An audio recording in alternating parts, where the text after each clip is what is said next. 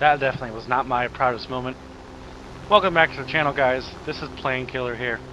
And today we're flying the rare, quite rare, Prokyshkin's P-39. I completely butchered that. I apologize to any people who actually know Russian, which honestly I doubt many of you are actually watching this video. So, what this aircraft is a very old event plane that came out 2015, 2016. And I believe it was one of those history events during the summer. It was not a Build-A-Bear event. Hate those. Oh my gosh. The reason I stopped playing getting these event vehicles, it's just stupid. And this essentially is a 3.0 P-39 N-0. And what the N-0 is basically a Q5 minus the gun pods. So it only has 250 cals instead of 4. And quite honestly, this thing has been at 3.0 since it came out. So all y'all complaining about the P-39s being, the American P-39s being down tiered to 3.0 and 2.7, oh, this thing did it first, and it's just as overpowered as I remember, and it is hilarious. Just like my aim. Had that guy perfectly dead to rights, just can't hit anything. But this is exactly the type of maneuver and type of fight that this plane really does excel at. Vertical fights, energy fighting, it can turn fight depending on what the enemy is. I do not recommend depending on it. It climbs not the best, but it climbs well enough. It's extremely fast, especially with the bow rating. You could put this thing at a 4.0, increase the BR to 4.0, and it would still be decently competitive. Now, what definitely want to be top dog. This thing was actually, I'd say, pretty even to 1.9 F4 in terms of performance. The only thing holding it back is the guns, and that's only halfway. The guns, the 37, when it does hit, it hits extremely hard. Like that. Perfect timing. The only problem is aiming that 37. It's a very low velocity, high drop rate. This thing, you have to lead. It's basically a MiG-15 bis. You're shooting MiG-15 bis guns, basically. You think you're leading enough? Lead some more. You'll get this. And again, this is what this plane perfectly excels at. This Spitfire is trying to climb up to me. D520 is trying to get up to me too. I'm stalling them out, and I'm in a gentle climb. Now I'm gonna dive past the Spitfire, dodge his rounds. I know he's too slow to actually keep up with me and go for the D520. Now, I do want to mention that although this plane's flaps are extremely good, I would not recommend using them above like 350. They rip extremely quickly. As soon as you get that warning, boom, gone. So just don't use them unless you know you're going to be slow for an extended period of time. And this is basically it. I can extend away, I can climb away. These guys cannot catch me, especially the early Merlins. The longer the match goes, the worse they perform, because they're overheating so easily. That the Merlin is so hard to manage. For an experienced player. For a rookie player, I can't imagine how they're freaking flying that thing. This airframe is amazing. Don't get me wrong. The Spit Mark 1A is hilarious. The 208 is just as good. You just have to be careful with that engine. You can't wet forever. You can wet maybe for like 30 seconds at a time. And as soon as your engine turns orange or red, RTB. As fast as you can. If you can't RTB, it's fine. But it's not. You're gonna kill your engine sooner than you think.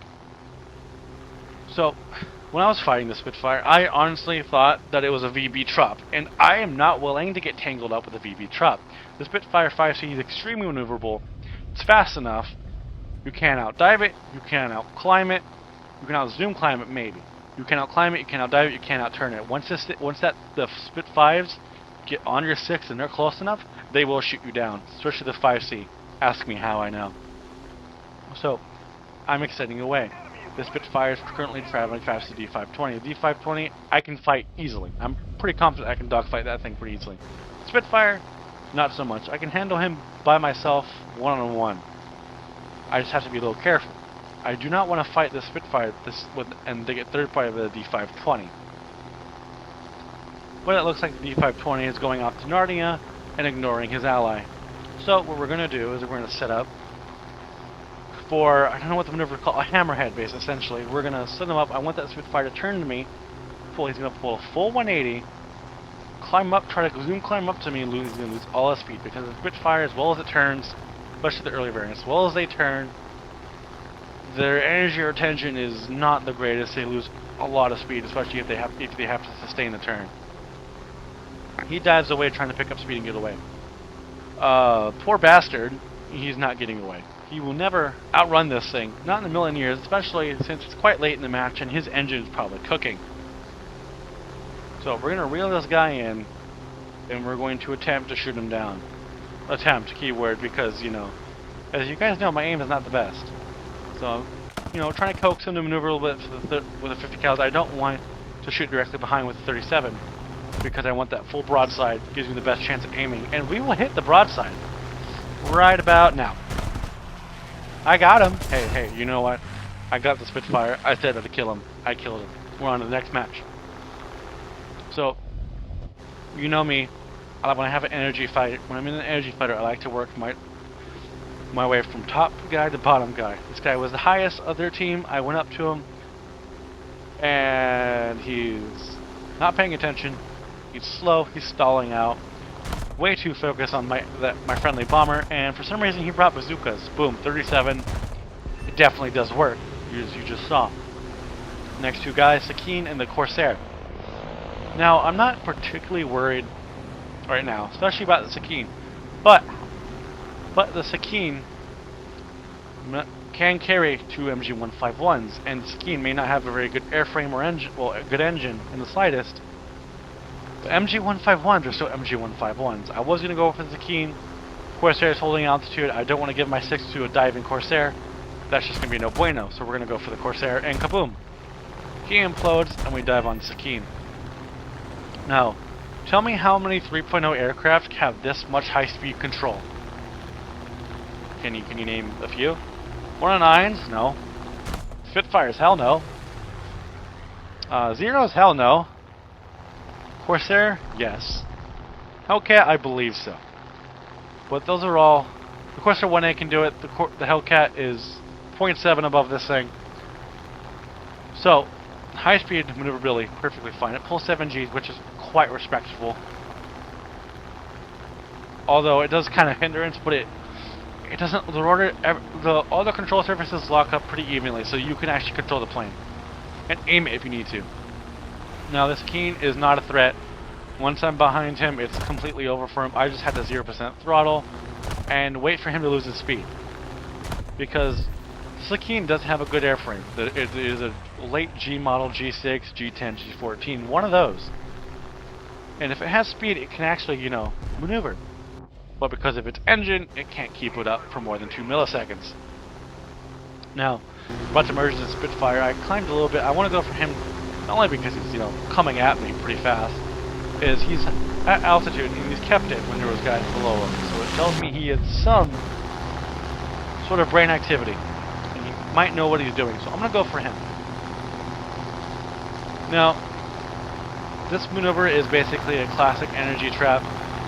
I force him to pull a 180, and once I'm satisfied that he does not have the energy to keep up with me in a horizontal line, I go vertical. If he can't keep up with me horizontal, he's not going to keep up with me vertical, especially if I have enough distance to whoop around on him. And this turns into a classic boom and zoom type dogfight, where I come in high speed, trying to get the shot because I don't want to get stuck with him. And he just needs to turn away. But like I said before, the Spitfires, the early Spitfires especially, lose a lot of speed when you get them in a sustained dogfight. And when the other player does not stick with that Spitfire long enough for that to become, and the Spitfire's low speed control to be an advantage, it becomes a problem for this Spitfire. And as you can see, it very much is a problem for this Spitfire. I'm coming in 700 kilometers an hour, and he's not keeping up. Now, I'm not out-turning the Spitfire, not in the slightest. I'm keeping it 2 circle. I'm not. If I go to 1 circle, he will eventually out-turn me. But I'm timing my circle, positioning myself so that my circle will intersect his at a time when he cannot get guns on target. And it produces a very convenient situation for me where I can just keep doing this, especially with this plane. This plane just does not lose energy in the slightest. Turn altitude, you go down, you go back up, it's endless. It can do it endlessly, which is amazing. And we just, eventually, we won't be shooting this guy down, I'm sorry to say this, but I wanted to show you this concept of how a less maneuverable plane, arguably less maneuverable plane, can outmaneuver a plane well renowned for its capability. When he goes left, he turns right to try to get a shot on, and I get in front of him. I do this on purpose. I'm trying to bait him as low as possible. I'm trying to time my stall so that by the time he regains, just before he regains control, I have my nose on target and I can shoot him down. The reason I didn't keep that stall going was because I felt he was getting too much position and I wanted him to drain some more energy. So I go up and I do the hammerhead. And it's very much this guy. I will give props to this guy. This guy played his plane perfectly. No mistakes really, only one mistake. He was too predictable. And here you are seeing me. I am actually going to outturn this guy for a split second. And my guns let me down. I can't aim. The 50 cals hit, the 37 misses. We go into the vertical, and this was probably his only chance to actually shoot me down. You look how close he gets. He just does not have the energy to keep pulling like up to me. And we just horizontal. And I think something's up. I'm looking around. I know there's enemy players in the area. Looking around, making sure. I know this Spitfire can't catch me. I'm not too worried. I'm keeping an eye on him just in case he starts spraying at me. And lo and behold, P-40 pops up off my right wing. Now I'm going to get some altitude and climb away. I know I'm faster, and I know I turn better than the P-40. I know I have better energy retention than the P-40. And it's kind of the same situation as last match with Spitfire and D520 right next to each other. Dogfight 1, I don't want to dogfight both of them at the same time because I only get third party. And then a Hurricane pops up my left wing, so I gotta get this P-40 out in quick. I go for the head-on, I shoot, stick a little too long. He almost piled snipes me. That could have ended my game right there. And I just go up and over. It's a P-40. I've hit, looks like I've caused an oil leak. He's stalling. He's lost all of his energy in that one turn. And I just I had the position to just wait patiently for him to lose control. And boom. I'm on a 6. He's severed. His wing is gone. He's going down. I'm gonna dive in, get some speed. I know the Hurricane's coming in. And we're at battle rate 3.0. That can really only mean one thing with the Sea Hurricane. The one with 4 Hispanos. And that thing, although not very dangerous, if you're not paying attention, it will capitalize on your mistake. 4 Hispano Mark II is at battle rating 4.3. 3.0 is insane firepower. It does hinder the airframe quite a substantial amount. So I'm going to take that to my advantage. The Hurricane is not very known for its high speed. It's a very good low-speed aircraft. What the difference in, in the prime speeds for dogfighting in this plane is much higher than the Hurricane, and I can use that to my advantage. Because it will force the Hurricane to pull a lot harder than he wants to, and he will lose speed, especially if I'm using the vertical. And he will never, ever get guns on target. Look at him. I can already see from here that he is already starting to stall out with that one turn. There it is. There's his contrails. And I bank left, putting myself somewhat in front of him. I want him to keep pulling. And I go up, and he'll keep pulling. I go up. I'm setting up for him to stall, for me to stall. And it's the same maneuver as the Spitfire. This is really how you can really fight more maneuverable planes and less maneuverable plane. It's not easiest thing in the world. It takes discipline, and you have to know the technique. It's not simply just hold back the stick and win. Now, I know I can do this all day. He can't. And I'm constantly kind of putting myself in front of him. Not in front of his guns. There is a difference. I want to bait him into maneuvering so I can get his guns on target. But unlucky for me, It's just, I can't aim, and these two 50 cals are pre-war 50 cals. You can imagine how little damage I'm actually doing to this guy without my 37. If I had a 37, this guy would be dead already. There's the severe. And I'm out of ammo. I do a cool little feint here in a second.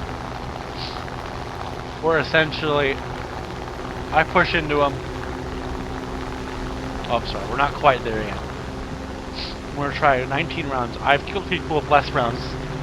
We're going to go for it, and I just miss. I underlead, I go to the left, and I'm going to push this guy one more time. Push my nose at him. He doesn't know I'm out of ammo, and he banks left to dodge. I go right, and I extend away. I have no ammo. I can't fight this guy anymore, but that is the game. Hope you guys have a good one. Bye-bye.